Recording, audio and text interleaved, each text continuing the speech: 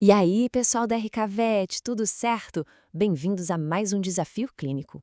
Olha, hoje o nosso plantão é na UTI neonatal, hein? A missão aqui é colocar à prova o nosso raciocínio para diagnosticar uns casos bem críticos em potrinhos recém-nascidos. Estão prontos? Então, bora lá! Então, a nossa análise de hoje vai ter 3 etapas, beleza? Primeiro, a gente vai encarar uns casos clássicos de infecção. Logo depois, partimos para investigar alguns alertas do desenvolvimento. E para fechar, aquele resumão com as lições que a gente leva para a prática, para o dia a dia. O esquema é aquele de sempre: eu apresento o caso, dou um tempinho para pensarem na resposta e aí eu volto explicando tudo em detalhes. Beleza, então, mergulhando de cabeça no nosso primeiro desafio. Essa primeira parte vai ser sobre 3 casos de infecção que, olha, são super importantes no dia a dia da neonatologia de equinos. Então fiquem ligados nos detalhes, hein? Vamos lá, primeiro caso. Chegou um potro de 3 meses com um quadro respiratório que, nossa, tá bem feio. Febre lá em cima, 41 graus. Os exames de sangue mostram uma leucocitose importante e o que realmente salta aos olhos, um aumento brutal do fibrinogênio. Isso aí já grita inflamação crônica, né? Para completar, o ultrassom mostra o pulmão cheio de abscessos. E aí, qual é a principal suspeita? Agora é aquele momento. Pensem com calma, porque esse quadro é bem clássico. Qual o diagnóstico? Podem pausar agora para decidir que eu já estou voltando com a resposta. E a resposta correta é Rhodocco-Kozeki. Pessoal, esse quadro clínico é praticamente a carteira de identidade da doença, sabe? A idade do potro, a febre altíssima e principalmente essa broncopneumonia cheia de abscessos é muito, muito característico. E aquele fibrinogênio? Lembra dele, lá nas alturas?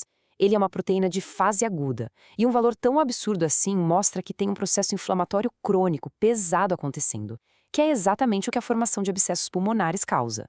E atenção, um tratamento qualquer não resolve. O segredo aqui é a terapia específica, aquela combinação de um macrolídeo com rifampicina, porque são os fármacos que conseguem de fato entrar nos abscessos e matar a bactéria onde ela está.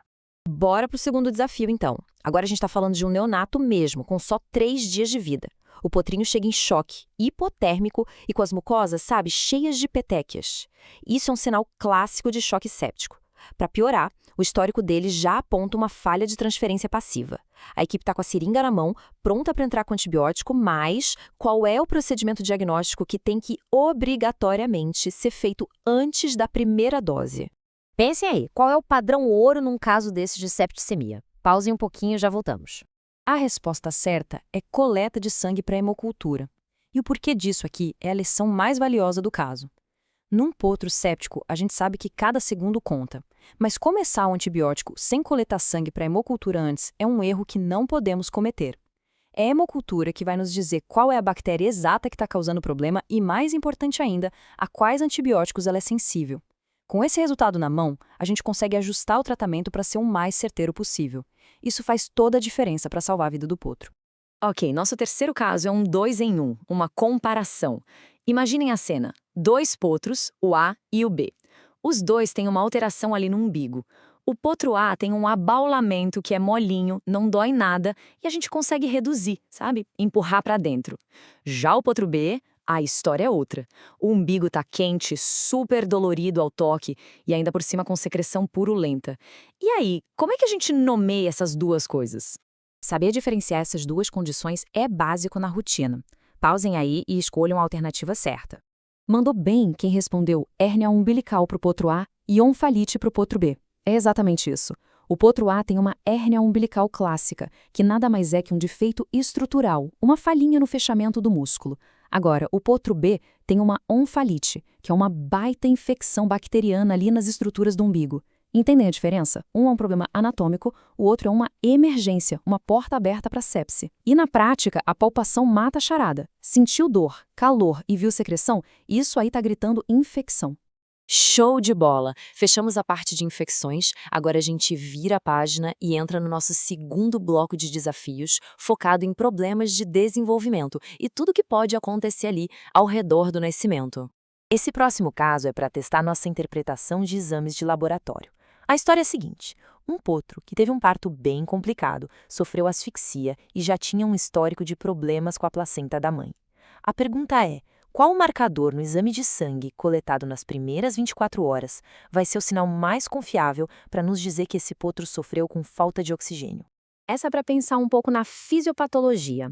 Qual órgão vocês acham que é um dos primeiros a sentir o baque da falta de oxigênio? Pensem nisso. Podem pausar. Quem pensou em níveis altos de creatinina acertou em cheio.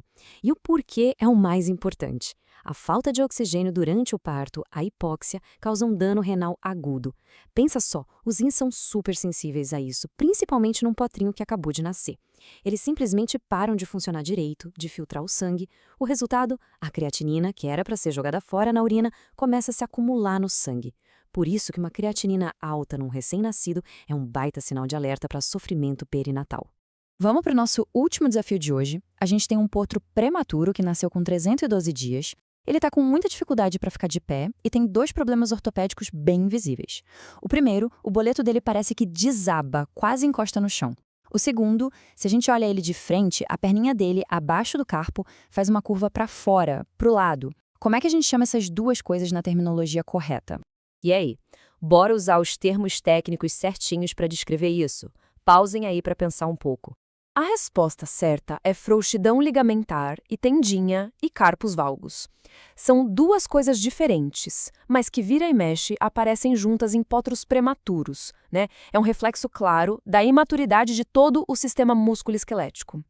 Agora vamos usar umas imagens para ficar bem claro o que cada nome desse significa. Olha só, a frouxidão ligamentar é exatamente o que o nome diz. Os ligamentos e tendões ainda estão moles, imaturos. Eles não dão conta de sustentar o peso e por isso o boleto cai. Simples. Já o carpus valgus é esse desvio do membro para fora, para o lado lateral. E aqui vai uma dica para não esquecer mais. Valgus. O L de valgus lembra lateral, para fora. Se fosse para dentro, seria varus. Fechou? Mandaram muito bem, pessoal. Chegamos ao final dos nossos casos. Agora, para fechar com chave de ouro, bora fazer aquele resumo rápido para consolidar tudo que a gente viu aqui e levar para a prática. Então, vamos lá. Para anotar e não esquecer mais. 1. Pneumonia com abscessos em potros de 1 a 6 meses. A primeira coisa que vem na cabeça é Rhodococcus equi. 2. Suspeita de sepse, a regra de ouro é hemocultura antes de qualquer antibiótico. 3. Olhou para o umbigo, saiba diferenciar a hérnia, que é um problema estrutural, da onfalite, que é uma infecção grave. 4. Creatinina nas alturas em um neonato, sinal vermelho para sofrimento perinatal. E 5. Potro prematuro, fique de olho na frouxidão ligamentar e nos desvios angulares, como o valgus. E aí, missão cumprida? Eu espero de verdade que essa nossa discussão de casos tenha ajudado. Agora a bola tá com vocês. Qual desses desafios foi o mais complicado ou que mais chamou atenção? Deixem aqui nos comentários, bora conversar sobre os casos e trocar uma ideia. Muito obrigada pela companhia de sempre e a gente se vê no próximo desafio da RK Vet.